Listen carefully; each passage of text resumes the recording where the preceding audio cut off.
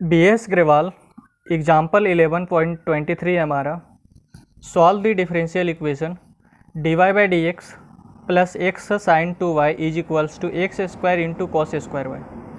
तो ये जो डिफरेंशियल इक्वेशन है वो हमारा बर्नौलीस इक्वेशन पर बेस्ड क्वेश्चन है, ठीक है। और बर्नौलीस इक्वेशन को ही हम लोग reducible to the Leibniz linear equation भी कहते हैं। तो इस क्वेश्चन में मैं जो प्रोसीजर बताऊंगा, सेम प्रोसीजर को अगर आपको इस तरह का अगर क्वेश्चन मिले, यानी कि बर्नौलीस इक्वेशन पर बेस्ड क्वेश्चन मिले, तो आपको वही प्रोसीजर अप्लाई करना है, ओके। और ये जो डिफरेंशियल इक्वेशन है वो आपका लीनियर डिफरेंशियल इक्वेशन का एक अपडेटेड क्वेश्चन मान लीजिए इसको। जैसे जो लीनियर डिफरेंशियल इक्वेशन होता है या तो हमारा इस फॉर्म का रहता है या फिर हमारा इस फॉर्म का रहता है। अगर हमारा d y by d x plus p y is equals to q का फॉर्म का रहता है तो इसमें वाई 2 बार आता है, और अगर डी एक्स अपॉन में d y plus p x is equals to q का फॉर्म का रहता है तो एक्स 2 बार आता है। तो इसको भी हमको लीनियर डिफरेंशियल इक्वेशन में ही कन्वर्ट करना है, ठीक है। और सेम ये जो कॉन्सेप्ट है इसी का यूज करना है, यानी कि इसमें भी इंटीग्रेटिंग फैक्टर निकालना है रिक्वायर्ड सॉल्यूशन के लिए। जैसे यहाँ पर ये फॉर्मूला लिखते हैं उसी तरीके से यहाँ पर भी लिखना है, ठीक है। तो इसको सॉल्व करने में मैं जो प्रोसीजर या फिर जो कॉन्सेप्ट अप्लाई करूँगा, तो इस तरह के क्वेश्चन आपको, यानी कि बर्नौलीस इक्वेशन पर बेस्ड आपको जितने भी क्वेश्चन मिलेंगे उन सारे में उस कॉन्सेप्ट या फिर उस प्रोसीजर को अप्लाई करना है, ओके। तो यहाँ पर देखिए d y by d x plus x sine two y is equals to है एक्स स्क्वायर और कॉस स्क्वायर वाई। अब यहाँ पर हमारा y आ रहा है, ठीक, इस जगह पे भी y आ रहा है।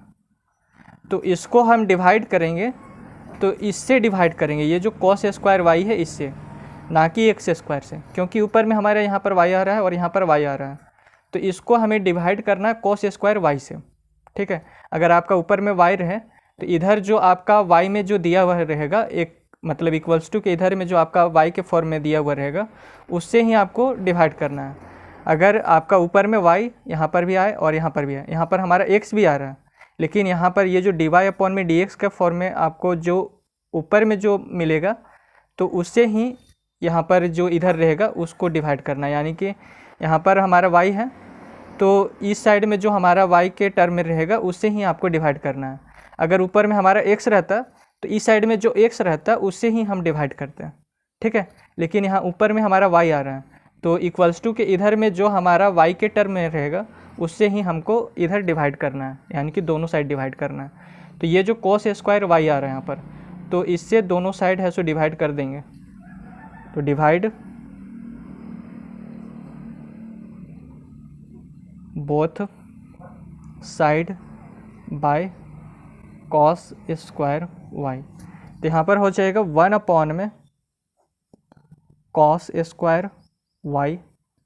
ठीक है। ये हो जाएगा डी वाई अपॉन में डी एक्स प्लस ये हो जाएगा x, और साइन 2y का फॉर्मूला होता है हमारा 2 sine y into cos y. तो साइन 2y का यहाँ पर हम फॉर्मूला लिख देते हैं 2 साइन y और इंटू कोस वाई, ठीक है। ये फॉर्मूला ही होता है sine 2 sine theta into cos theta. तो यहाँ पर साइन 2y है तो 2 sine y into cos y. अब इसके बाद कॉस स्क्वायर y से डिवाइड कर रहे हैं तो नीचे में हो जाएगा हमारा कॉस स्क्वायर y, और यहाँ हो जाएगा x square into cos square y upon में कॉस स्क्वायर y, ठीक है। तो ये कॉस स्क्वायर y से ये कैंसिल हो जाएगा, यहाँ से एक कॉस y से ये कॉस y कैंसिल हो जाएगा। अब आपको पता होगा कि कॉस इंटू, अगर cos y into sec y रहता तो वो बराबर होता है हमारा 1। अगर आपको सेक y निकालना तो कॉस y को नीचे ले आइए तो ये हो जाएगा 1 अपॉन में कॉस y। तो यहाँ पर हमारा 1 अपॉन में कॉस स्क्वायर y है, तो इसका हमारा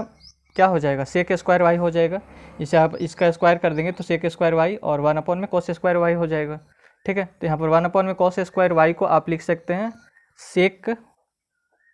स्क्वायर y, और ये इंटू में d y by d x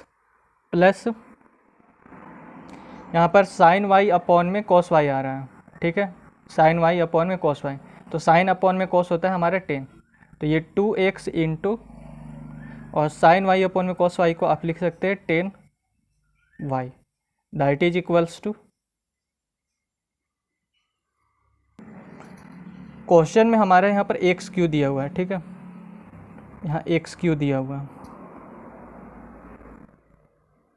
तो यहाँ पर आपका हो जाएगा एक्स क्यू। ओके, क्वेश्चन में हमारा एक्स क्यू दिया हुआ था, यहाँ पर गलती से मैंने एक्स स्क्वायर लिख दिया था, तो क्वेश्चन में एक्स क्यू है तो आप इसको एक्स क्यू में सुधार लीजिएगा। अब यहाँ पर देखिए sec square y into d y by d x plus 2x into 10y is equals to आ रहा है हमारा एक्स क्यू। तो अगर हम इस 10y को z मान लें और इसको डिफ्रेंशिएट कर दें विथ रिस्पेक्ट टू x, तो आपका ये आ जाएगा, ठीक है। तो यहाँ पर पुट करते हैं, पुट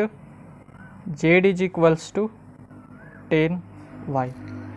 तो ये हो, इसको डिफ्रेंशिएट करना है विथ रिस्पेक्ट टू x, तो यहाँ हो जाएगा dz अपॉन में dx that is equals to, ये हो जाएगा d अपॉन में dx और ये 10y, ठीक है। अब ये हो जाएगा dz अपॉन में dx। अब ये फंक्शन हमारा y का है, तो इसका डिफ्रेंशिएशन भी हमारा विथ रिस्पेक्ट टू y होगा, ना कि विथ रिस्पेक्ट टू x, तो इसको है सो थोड़ा मॉडिफाई करना पड़ेगा। तो यहाँ हो जाएगा d अपॉन में dy,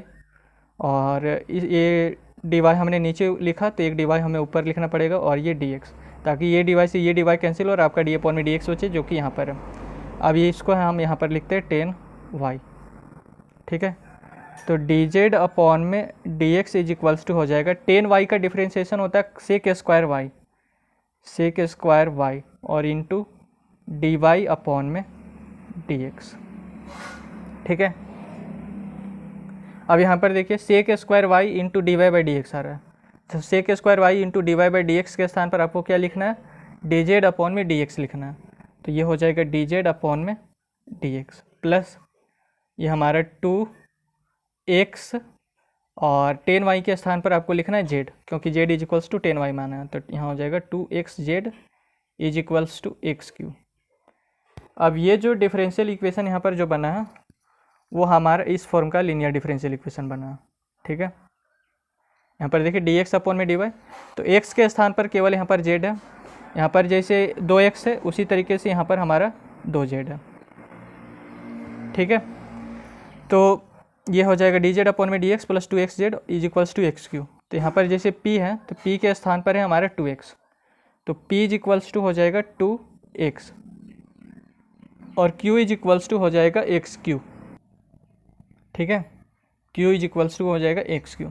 अब इसका है सो इंटीग्रेटिंग फैक्टर निकालना है यहाँ पर, तो यहाँ पर हो जाएगा इंटीग्रेटिंग फैक्टर, ओके। तो इंटीग्रेटिंग फैक्टर में हमारा ये फॉर्मूला यूज होगा, क्योंकि यहाँ पर देखिए नीचे में dx आ रहा है और यहाँ पर भी dx आ रहा है, तो ये वाला फॉर्मूला यूज होगा, ठीक है। Integrating factor is equals to e integration of p dx।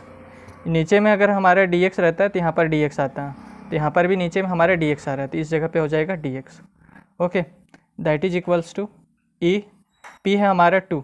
तो 2 को रखिए बाहर, और इंटीग्रेशन ऑफ x dx।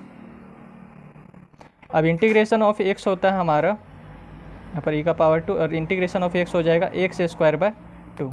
यहाँ पर हम ये फॉर्मूला यूज कर रहे हैं, जिसे इंटीग्रेशन ऑफ x का पावर n dx होता है, तो वो हो जाता है x का पावर n प्लस 1 अपॉन में n प्लस 1। तो यहाँ पर x का पावर 1 है, ठीक है, x का पावर 1 है, तो 1 प्लस 1 हो जाएगा 2, और ऊपर में 2 हुआ तो नीचे में भी 2 होगा। अब ये 2 से ये 2 कैंसिल हो जाएगा, तो इंटीग्रेटिंग फैक्टर आ जाएगा आपका e का पावर एक्स स्क्वायर। उसके बाद इसका रिक्वायर्ड सॉल्यूशन निकालना है, तो रिक्वायर्ड सॉल्यूशन में हम ये वाला फॉर्मूला यूज करेंगे, द रिक्वायर्ड सॉल्यूशन इज, यहाँ पर देखिए y है, तो यहाँ पर y इंटू इंटीग्रेटिंग फैक्टर लिखा है मैंने, तो यहाँ पर हमारा z है, तो यहाँ लिखेंगे z इंटू इंटीग्रेटिंग फैक्टर, ठीक है। फिर इंटीग्रेशन और q इंटू इंटीग्रेटिंग फैक्टर, यहाँ पर देखिए q इंटू इंटीग्रेटिंग फैक्टर। अब यहाँ पर dx था तो इस जगह पे dx आ गया, तो यहाँ पर हमारा dx है तो हमारा यहाँ पर भी dx आएगा, और ये प्लस c, ओके। अब इसको हम सॉल्व करेंगे, तो यहाँ हो जाएगा z, तो z तो हमारा है 10y, यहाँ पर देख लीजिए z है हमारे 10y, तो z के स्थान पर लिख दीजिए 10y। फिर यहाँ पर इंटीग्रेटिंग फैक्टर आ रहा है, तो इंटीग्रेटिंग फैक्टर है हमारा e का पावर एक्स स्क्वायर, तो यहाँ हो जाएगा e का power x square that is equals to integration Q आ रहा है, तो क्यू है हमारा एक्स क्यू, यहाँ पर देख लीजिए क्यू है हमारा एक्स क्यू, तो यहाँ हो जाएगा एक्स क्यू इंटीग्रेटिंग फैक्टर, तो इंटीग्रेटिंग फैक्टर है हमारा ई का पावर एक्स स्क्वायर, तो यहाँ हो जाएगा ई का पावर एक्स स्क्वायर और ये डी एक्स और ये प्लस सी। अब इसका तो हम डायरेक्ट इंटीग्रेशन नहीं कर सकते, ठीक है, तो एक काम करते हैं, ये जो एक्स स्क्वायर है इसको हम मान लेते हैं टी, तो टी इज इक्वल्स टू हो जाएगा एक्स स्क्वायर, इसको डिफ्रेंशिएट करते हैं विथ रिस्पेक्ट टू एक्स, तो ये हो जाएगा डी टी अपॉन में डी एक्स और ये हो जाएगा D by d x of x का स्क्वायर, तो ये हो जाएगा डी टी अपॉन में डी एक्स और एक्स स्क्वायर का डिफ्रेंशिएशन होता है हमारा 2x, ठीक है, तो इस डी एक्स को इधर लेके जाइए और 2 को नीचे लेके आइए, तो यहाँ हो जाएगा डी टी अपॉन में 2 को नीचे लेके आए और डी एक्स को ऊपर लेके जा रहे हैं और यहाँ हो जाएगा एक्स डी एक्स, ठीक है। अब इसको थोड़ा सा मॉडिफाई कर लीजिए, तो यहाँ पर हो जाएगा 10y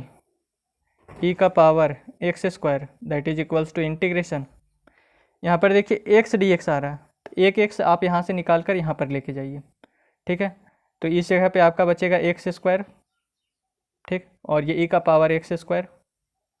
और यहाँ पर से एक एक्स यहाँ से यहाँ लिखे गए, तो यहाँ हो जाएगा एक्स इंटू डी एक्स और ये प्लस सी, तो 10y इज इक्वल्स टू हो जाएगा, अब एक्स स्क्वायर को हमने माना है टी, तो यहाँ हो जाएगा ई का power t is equals to integration, अब एक्स स्क्वायर को हमने माना है टी, तो यहाँ पर हो जाएगा टी, यहाँ पर ई और एक्स स्क्वायर टी, तो यहाँ हो जाएगा ई का power T x D x, तो एक्स डी एक्स हमारा है डी टी अपॉन में 2, तो आप डी टी को यहाँ पर लिखिए और ये जो 1/2 है इसको आप बाहर में लिख लीजिए, ठीक है, और ये प्लस सी। अब हम इसमें इंटीग्रेशन बाय पार्ट्स मेथड का यूज़ करेंगे, तो ये हमारा फर्स्ट फंक्शन बन जाएगा और ये हमारा सेकंड फंक्शन। आइलेट रूल का यूज़ कर रहे हैं, ILATE, तो इंटीग्रेटिंग बाय पार्ट्स मेथड में हम लोग आइलेट रूल का यूज़ करते हैं, तो आई मतलब इन्वर्स ट्रिग्नोमेट्री, एल मतलब लॉग, ए मतलब अलजेब्रिक, तो अलजेब्रिक हमारा पहले आ रहा है तो इसीलिए ये फर्स्ट फंक्शन बन जाएगा और एक्सपोनेंशियल हमारा बाद में आ रहा है, तो इसीलिए सेकेंड फंक्शन बन जाएगा, ठीक है। तो ये हो जाएगा 10y और ई का पावर टी,